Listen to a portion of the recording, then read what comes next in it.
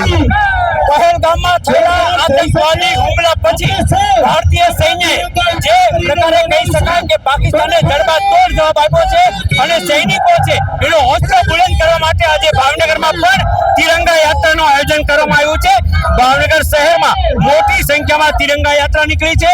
કહી શકાય કે ભાવેણા વાસીઓ જ્યારે કે આખું ભાવનગર આ તિરંગા યાત્રામાં ઉમટ્યું હોય તેવા દ્રશ્યો જોવા મળી રહ્યા છે।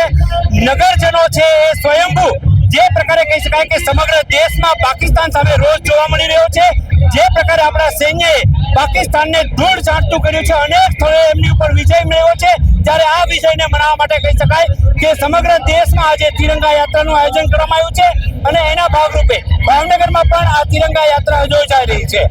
આજે ભાવનગરમાં ઓપરેશન સિંદૂરના સન્માનમાં અને આપણા જે સૈન્ય છે એના સન્માનમાં એના શૌર્યની જે તાકાત આતંકવાદી હુમલાની સામે જે દેખાડી છે એના ભાગરૂપે સૈન્યના સન્માન માટે અને જવાનોના ઉર્જા માટે આજે ભાવનગરની અંદર ત્રિરંગા યાત્રાનું આયોજન થયું છે।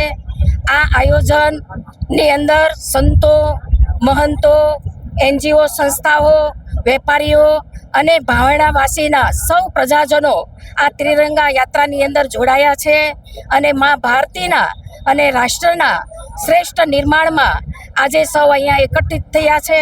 માનનીય વડાપ્રધાન શ્રી નરેન્દ્રભાઈ મોદી સાહેબના નેતૃત્વમાં આતંકવાદી વિરુદ્ધ જે અભિયાન અને જે રીતે આતંકવાદીનો ખાત્મો બોલાવ્યો છે અને આપણા સૈન્યએ જે તાકાત બતાવી છે એ વિશ્વની અંદર એક નોંધનીય આપણે મેસેજ આપ્યો છે, ત્યારે સૌ સૈન્યોને અમે ખૂબ ખૂબ શુભેચ્છાઓ પાઠવીએ છીએ। આપણું ગૌરવ, અભિમાન અને સ્વાભિમાનની યાત્રા એટલે આપણી તિરંગા યાત્રા। દેશની ફૌજ, એમનું સાહસ, એમનું શૌર્ય અને એમણે જે પરાક્રમ કર્યું છે એના સંદર્ભે માનનીય વડાપ્રધાનશ્રીએ પહેલગામના હુમલા સંદર્ભે કહેલું કે આ હુમલો એ ભારતના આત્મા માટેનો હુમલો છે। સમગ્ર દેશ એક થયો, પાકિસ્તાનમાં જઈને આતંકવાદીઓને ઠાર કર્યા।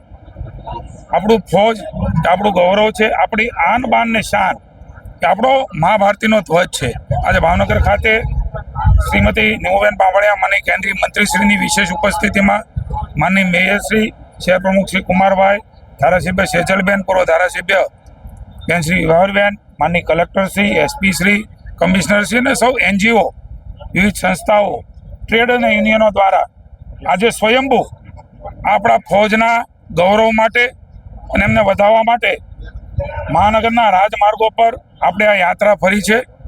આપણું આન બાન ને શાન, આપણો તિરંગો આપણા ફૌજે એ હંમેશા અજરોમરને ઊંચો રાખ્યો છે, ત્યારે એ વધારે ઊંચાઈ ઉપર પહોંચે એવું એક કોવત એમણે બતાવ્યું છે। ત્યારે સૌ ભાવેણાવાસીઓ ખૂબ ખૂબ ગૌરવ અનુભવે છે અને આપણી સેનાને, એમના શૌર્યને બિરદાવે છે અને અભિનંદન આપે છે।